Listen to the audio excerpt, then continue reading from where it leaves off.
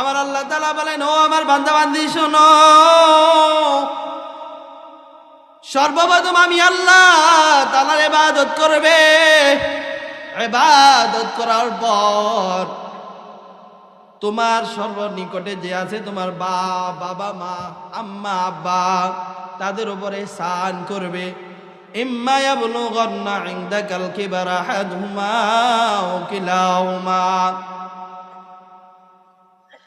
তাদের দুজন অথবা দুজনের মধ্যে কোনো একজন বৃদ্ধ বয়সে তোমার নিকটে উপনীত হবে।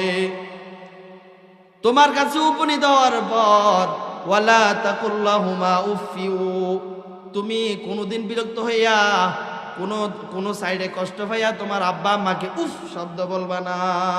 কি বলবা না? উফ শব্দ বলবা না। মানে এটা তার অর্থাৎ আচরণে, কথাবার্তায়, আকারে ইঙ্গিত